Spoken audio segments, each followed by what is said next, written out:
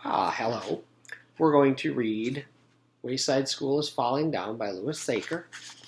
We're going to do Chapter 12, Pencils. Don't forget to think about your five-finger retell. So after you hear the chapter, you could find somebody, a brother, sister, mom or dad, somebody else.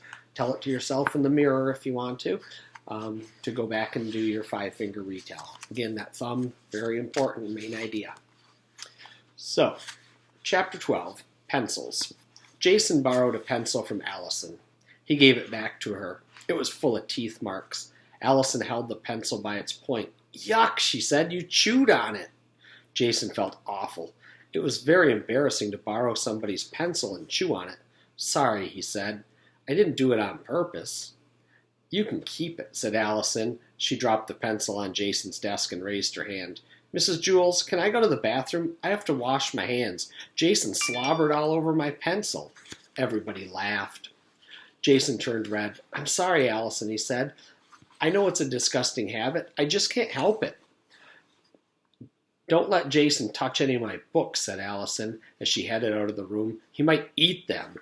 Everybody laughed again. "Here, you can eat my book, Jason," said Todd. "I don't like it anyway." Mrs. Jules made Todd write his name on the blackboard under the word discipline. Jason was so mad at himself he broke the chewed-up pencil into bits. That wasn't a smart thing to do. "Everyone, take out your pencils and a piece of paper," said Mrs. Jules. "It's time for our spelling test." Jason slapped himself on the forehead. "I'm so stupid," he thought. "Rondi, may I borrow your pencil, please?" he asked. Rondi made a face. "All my pencils are new," she said. "How do I know you won't eat it?" "I won't," said Jason. "I promise." "You better not," said Rondi. She gave him one of her pencils. It was new and freshly sharpened. Jason liked the way it smelled. "The first word is orchestra," said Mrs. Jules. Jason tried to remember how to spell orchestra. He stuck the back of the pencil into his mouth. Second word, garbanzo. Jason chewed on the eraser. When the spelling test was over, Rondi's pencil was worse than Allison's. Jason looked at it in horror. He didn't even remember chewing on it. "Oh no," he thought. "What am I going to do?" He stuck it inside his desk. "Jason, may I have my pencil back, please?" asked Rondi. "What pencil?" asked Jason. "The one I lent you," said Rondi. Jason opened his desk and pretended to look for it. "I don't know where it is," he said. "Mrs. Jules, Jason stole my pencil," called Rondi. "Jason, give Rondi back her pencil," said Mrs. Jules. He gave it to her. "You chewed on it," exclaimed Rondi. Everyone laughed. "No, I didn't," said Jason. "Those are your teeth marks." "How can they be my teeth marks?" asked Rondi. She smiled. She was missing her two front teeth. "So," said Jason, "you don't chew on pencils with your front teeth, you chew on them with your back teeth." "How do you know?" asked Rondi. Said Jason. Mrs. Jules made Jason write his name on the board under the word discipline because he chewed on Rondi's pencil and lied about it. "And try not to eat the chalk," she said. Everyone laughed. Rondi threw the chewed-up pencil out the window. It hit Lewis on the head. Mrs. Jules gave Damien a stack of worksheets and asked him to pass them out.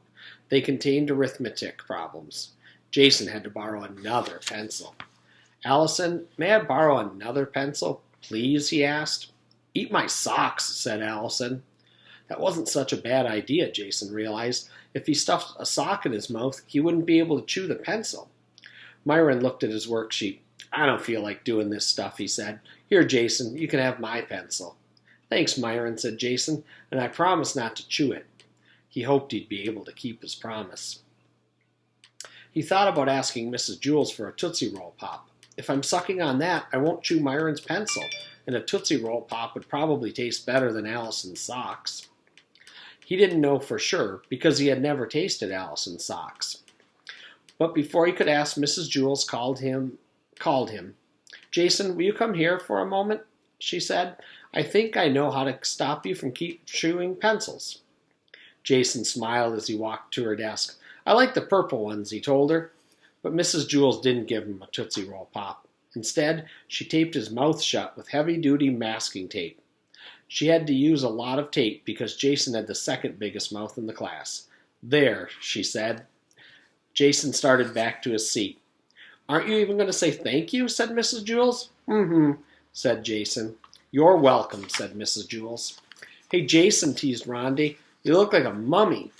Don't sneeze, said Allison. You'll blow your head off. They both laughed. Jason said back to them.